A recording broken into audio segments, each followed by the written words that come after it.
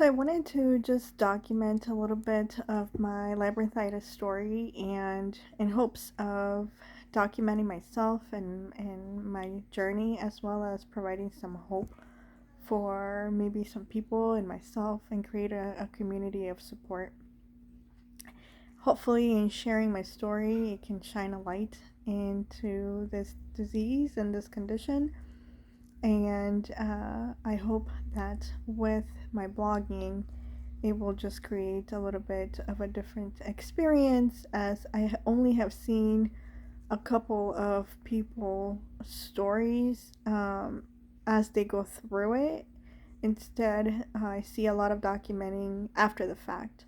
And I just I have a lot of questions about, through the journey, what symptoms were there, how it started, and I'm hoping that by documenting and sharing, we can build a community of support for each other.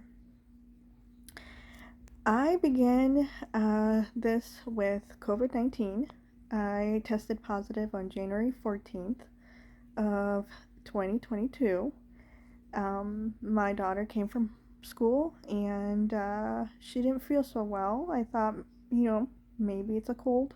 I actually swabbed her that day, was negative, didn't think anything of it. Next morning, it was a Friday morning, it actually ended up being a snow day, and that afternoon, we were supposed to go get her vaccine.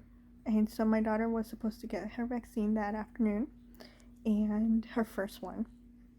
And she is a 7-year-old. And so I had planned it so that it was the MLK weekend here in the US. And I had decided that that would be the perfect opportunity for her to get it and have an extended weekend in terms of reactions. Little did I know that God's plans were a little bit different, and that morning she did wake up with a fever. I swabbed again, and the two positive lines came through very, very clear. My heart sank, but I was prepared for it. My whole family mostly had gone through it except for us. And so, I had been preparing, I had supplies ready to go. And so I remember telling my colleagues and my boss, I work from home and online, that, I was positive, and my household was positive, and I would be taking a test. I did swab that Friday, negative, and then Saturday morning I did, in fact, swab positive. The acute symptoms of COVID were very normal. They were what they called the mild sense of symptoms. Obviously, I did have a lot of congestion. I had a lot of GI issues. I tend to get very easily ear and sinus infections. So the sinus pressure was not out of the ordinary for me.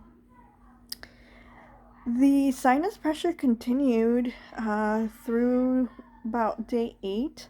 I started getting a little worried because the pain started getting a little bit more as migraines. I had not had a migraine in 10 years. I had it very under control um, through diet and exercise and just planning of my triggers. So I'm very, very careful about my headaches. But these headaches were a little different, and they were mostly like a pressure, and they were mostly around my face, um, and my eyes, and the back of my neck. I've had chronic neck issues, so I thought, oh, maybe I slept wrong, maybe it's just inflammation. I did go to urgent care and confirmed, through their PCR testing, that I was in fact COVID positive. I knew that I was already. I had tested at home.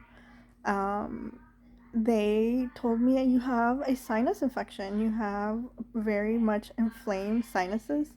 So they prescribed Augmentin and prednisone. And I went off my way. I took that for the next 7 days, and I did see improvement. I felt a lot better. Um, my sinus pressure kind of went off. But by the time I got to day 5, I knew the prednisone was coming off a little bit. I started feeling it again. So I called my GP again and I said, hey, went to urgent care. I'm still having these really bad sinus pressures, and my ears are just throbbing. And she said, well, it's probably just inflammation of the sinuses. We'll go ahead and do another round of prednisone and another round of Augmentin. So I did, and I felt great for a couple days again. And then, mid of the week, I had the worst panic attack. I have never suffered from anxiety or panic attacks, and I couldn't understand what was going on. So I decided to go to urgent care again, and I told them I don't feel right. I'm sick. At that time, I did have some kind of GI issues still, and some pressure around my lower abdomen, and so they thought maybe you have a UTI. And so they decided to give me some more antibiotics for a UTI. And I took the first couple, and I can tell you right there, it was not it. Um, I don't know if it was my panic attacks or what, but the antibiotic just set me off. I started feeling like my equilibrium was off. I started feeling like I was drunk. I could not stand up correctly. I couldn't walk correctly. I could not think. My brain fog was intense. Um, I started seeing some visual um, issues, kind of like distortion of my left eye. The I could not focus. The vision was very blurry. The distortion was very Matrix-like. If you've seen the movie The Matrix, where there's numbers coming around, that is exactly how I felt. I started feeling this sense of dropping, and I didn't fall, but I was like, oh my gosh, I'm gonna fall, and my legs became really weak. Immediately, the worst came to my mind, and I thought, I'm having a heart attack. I'm having a heart attack. I'm having a stroke. So I did go to the ER. Mind you, this is about 2.5 weeks from when I tested positive from COVID, and actually three and a half weeks after I tested positive from COVID. And I went to the ER. They did all the testing for heart attack, testing for stroke. They told me no, everything's normal. EKG is normal. CAT scan of the lungs is normal. CAT scan of the heart is normal. You do have a little bit of an elevation of your D-dimer, and you still have a little bit of elevation of your white cell count, but it's very minimal. And out of abundance of precaution, we're just going to tell you to go to your GP for a follow-up. So I did. I went the next day to the GP, and they were like, They ran all the testing. They did a full panel of everything you can think of, liver, kidneys. They thought maybe it is a UTI and we can't catch it correctly. I had been sent to a urologist. I was put on another round of prednisone just in case there was something still going on. but a very short spurts of prednisone. Um, I was told to wait, went to get my kidney scans, my bladder scanned. Everything was looked normal, and they told me, it's just probably COVID inflammation. Take a little bit of this. It was like a 20 uh, milligram prednisone for a couple days. It should subside. And then about week 4, my ear began to burn. Just absolutely burn. And as you can tell, I still like to put some bandages on my ear because it helps muffle the sound. And I went back to the GP and I said, my ear is just killing me. My equilibrium is worse. My visual disturbances are even worse. Something is wrong. Something is wrong. So they told me, well, the only thing is to send you to ENT and send you to neurologist. Mind you, there is a long wait for a neurologist and ENT, and for those who have been suffering with long COVID, you know and understand exactly what I'm talking about. So, they told me it's going to be like a 3-week, 4-week wait for those appointments. So I waited. I went back to the GP a couple times in between. They knew I was probably panicking, and I was panicking because something was wrong. My visual disturbances start getting worse and worse and worse. So my GP said, I think it might be just your crystals in your ear. Why don't you go to vestibular therapy while you wait for the ENT? So I did begin vestibular therapy. That was about 5 weeks after I began initially with symptoms. So I began to go, and it seemed to work a little bit. They told me my crystals were fine. It's not neck related. I did have an MRI of my neck because I thought maybe, oh my gosh, I have some bulging disc or something to that matter. I had a brain MRI, everything. So I went to neurology first, and he looked at my ear, he looked at my eyes, and said, "You look normal. You have no inflammation, nothing." And the MRI doesn't show any inflammation of the brain, it doesn't show any signs of anything wrong with you. What we think is probably just a case of migraine related COVID diagnosis. Like COVID just began your migraines again because you have a history of migraines. So I was put on migraine medication, and it was told it's just a migraine. And that's sometimes migraines cause visual disturbances, sometimes migraines cause dizziness. And I told him, well, I understand that, and I have had dizziness with my migraines, but this is 24/7 dizziness. It can't be migraines.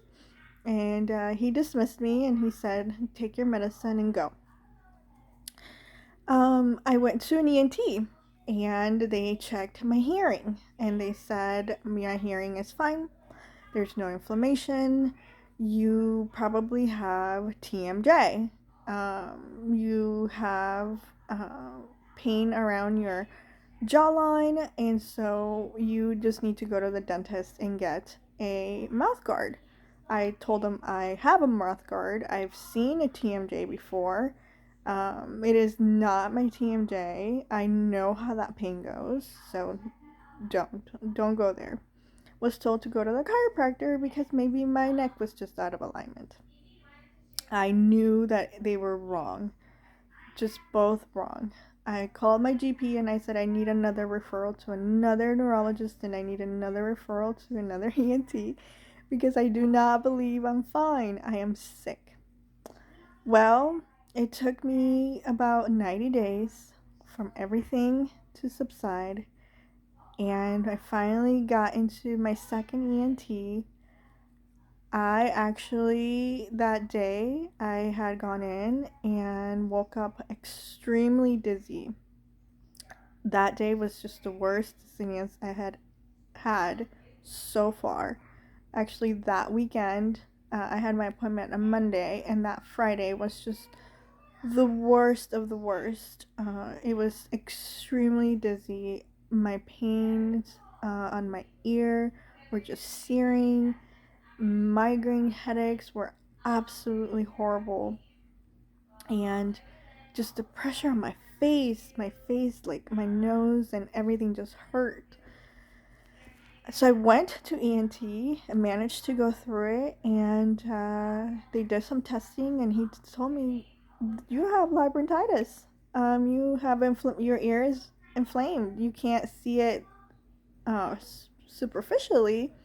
But he kind of went in there and he's like, "There's still a little bit of inflammation in there.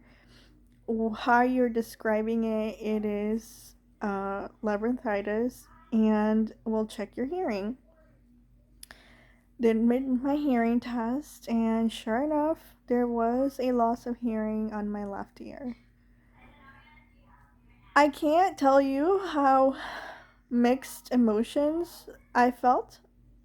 I felt validated that I finally got a diagnosis, that something is wrong, and that there was a path forward. He also told me, I think you have vestibular migraines. He's like, vestibular migraines may give you pain or may not give you pain. Mind you, I had no idea what vestibular migraines were, so when I got home, I started Googling everything that I can think of for vestibular migraines. So, today is day 105 from January 14th, and I have a diagnosis. I have been put on a taper of prednisone for 12 days, very high prednisone. ENT had told me that the reason why is because I've had inflammation for so long.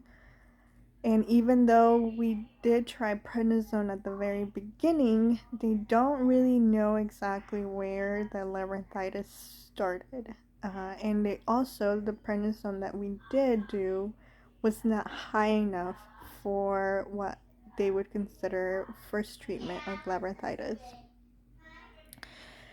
I am on day 6 of 12. I feel a little better. This morning actually was the first day I woke up refreshed because I had not been able to sleep well. My ear is still bothering me, as you can tell. I do put this eye patch on. This is the best thing I can find so far.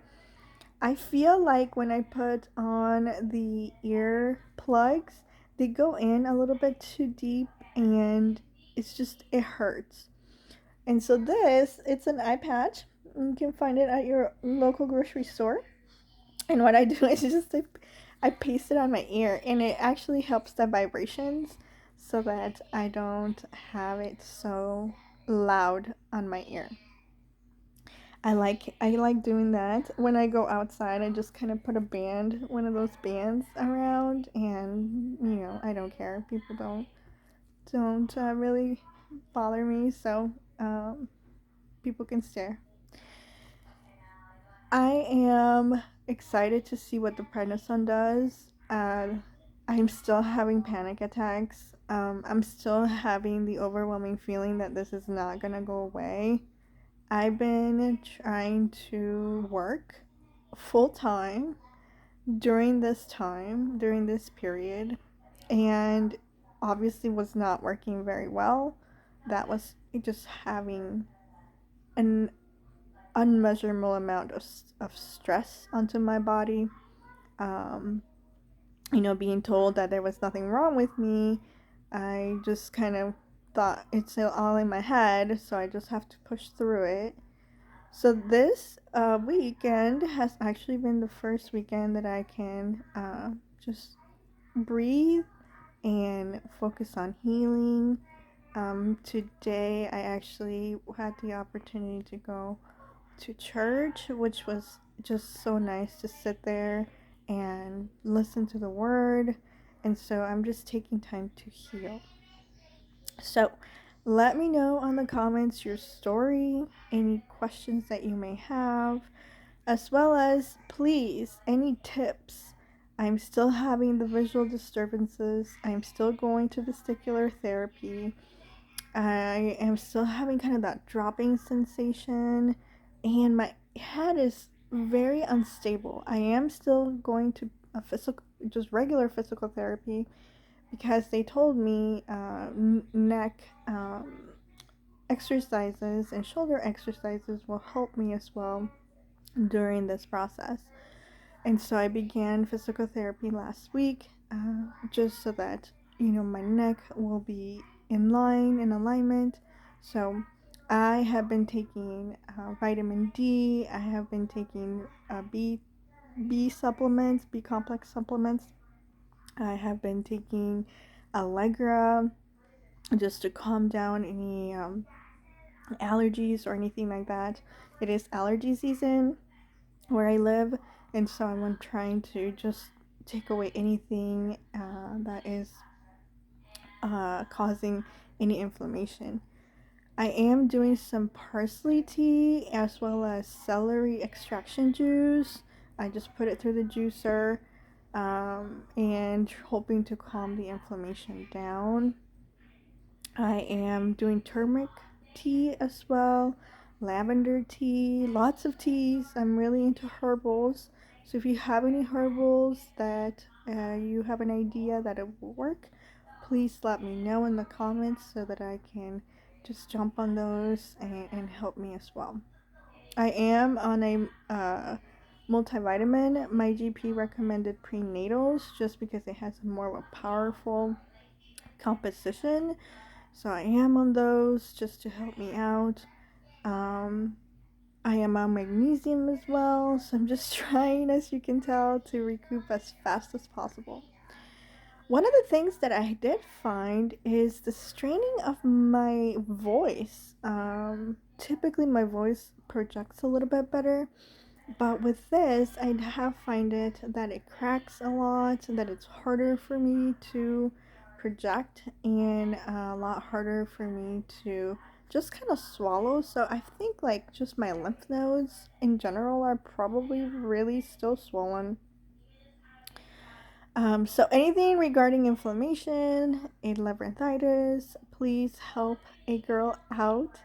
I appreciate you listening to me. I will try to do about a weekly cadence on uploads, because again, I don't see very many bloggers out there really going through the journey. They've done like a 6-month update, a year-month update, 2-year update. When I'm in the thick of things right now, I am only 90 days in, and I can tell you it is hell. It is hell, hell, hell. So I just want to be able to be open and share a community of hope as well through this journey. I hope to catch you in the next one. Blessings.